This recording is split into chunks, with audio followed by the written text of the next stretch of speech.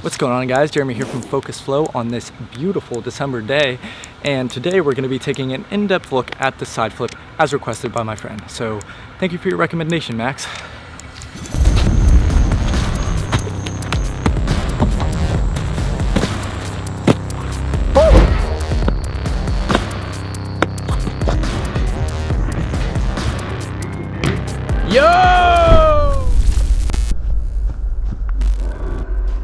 As always, if you guys have any suggestions for tutorials you'd like to see on this channel or just future videos in general, then please let me know in the comments below, as I'm more than happy to take them into consideration. So with that being said, let's get into the tutorial. Now, the side flip is a pretty interesting trick. It's not as conventional to learn as the front flip or the back flip, but I found that once I did learn it and got a proper feel for it, that it became much easier to master than the front flip. Now, when it comes to prerequisites for the side flip, I would recommend learning the front flip first because it utilizes the same basic blocking technique that the side flip does, and a lot of people struggle with the side flip's unconventional rotation. So if you come into the side flip after learning blocking from the front flip, then you can spend the majority of your effort focusing on the unconventional rotation of the side flip rather than having to worry as much about learning how to block for the first time as well. So if you don't know how to front flip and you would like to learn that first, then I'll leave a link in the description below for my tutorial on the front flip. All that being said, though, we are going to be talking about blocking for the side flip in this video, and I'm sure there are plenty of you that'll find learning this trick easier than the front flip. So if you want to just start with this one, that's absolutely fine. When learning your first side flip, you should approach it with a running start. From there, you'll utilize a blocking technique to give you extra height for your flip and greater torque for your flipping rotation speed. You'll throw your leading shoulder in front of you in order to initiate the 90-degree turn for the side flip, jump as high as you can, and tuck just as you would for a back flip or front flip. As your head leads the rotation for your flip, you'll spot your landing, untuck, and land facing sideways. Now let's go over the individual parts of the side flip to better understand exactly how to accomplish this trick.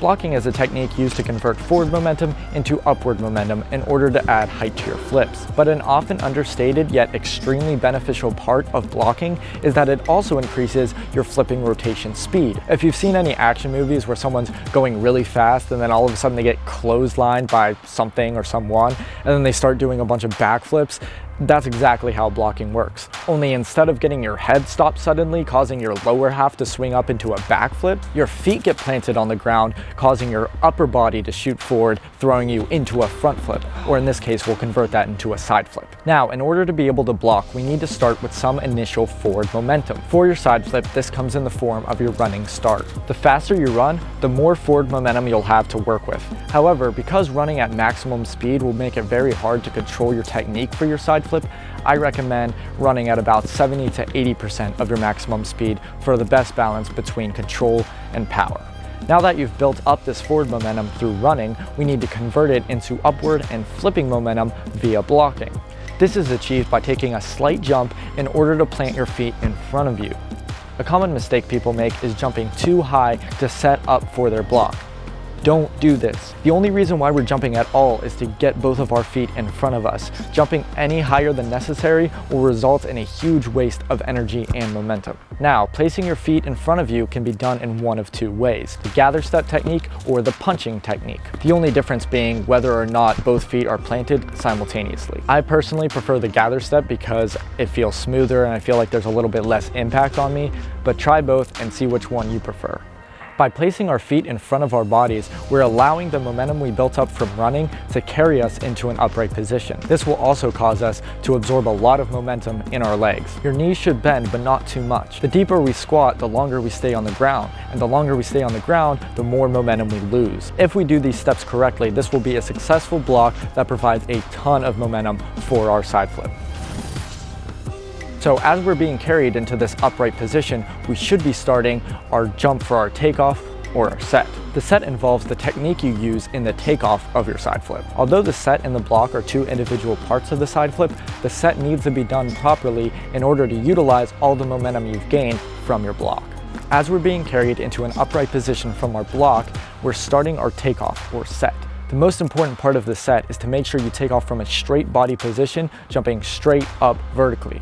not taking off from a leaning forward position. If we let the momentum take us too far forward, then that momentum won't generate much height. A dead giveaway that you might be having this problem is if you're traveling too far forward in your side flip. If you take off from a straight vertical body position and jump straight up, then you won't travel nearly as far. The next piece of our set has to do with our upper body. Our chest should be setting high, not forward or down. And our leading arm should be punching in the air while our trailing arm swings up in sort of a Russian technique. The trailing arm will be very helpful in throwing yourself into the flip, so make sure you swing it hard. The final thing to note with our set is that we're not taking off fully sideways. The human body doesn't generally bend in a way that makes jumping sideways ideal. So instead, face forward, jump off your toes, and let the swinging of your shoulders turn you the 90 degrees that you need to for your side flip.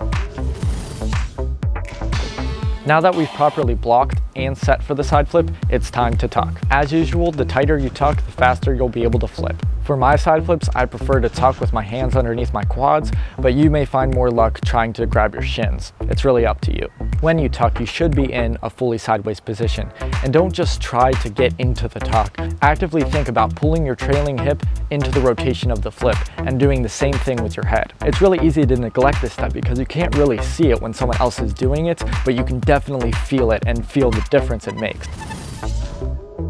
The rest of the side flip comes down to spotting, untucking, and landing it. The side flip's actually a really easy trick to spot because your legs aren't going to be in the way of your line of sight to the ground. Can't say that for the front flip, that's for sure.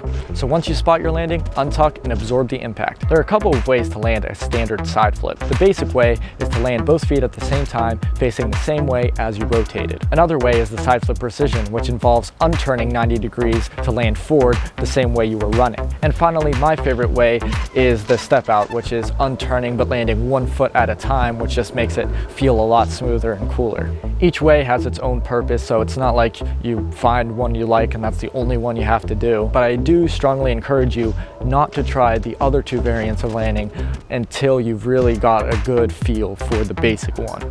In my past experience with learning this trick, as well as a lot of others, we found it hard to even land the basic sideways facing side flip without over rotating and ending up landing facing backwards. So get that one down before trying the more advanced versions. The hardest part about learning the side flip for most people is understanding the unique rotation of it. Some drills that can help are as follows. Get on your back and roll shoulder to shoulder while in the tuck you are most comfortable with doing for your flip. Your butt should not be touching the ground at all with this drill. It should just be your upper back and shoulders. You can also do this drill on a slightly elevated surface that you can kind of roll over. That can help give you a more realistic feel for the trick. These drills have definitely helped a lot of people that I know of, and they've helped me as well. So, all right, that's gonna about do it for this tutorial. I really hope it helps you guys. But remember, watching a million tutorials will never replace getting out and practicing. I can give you the best tips in the world, but you'll always need to develop the muscle memory and strength for yourself in order to improve. I'm Jeremy with Focus Flow. Thank you guys so much for watching, and I hope to see you in the next one.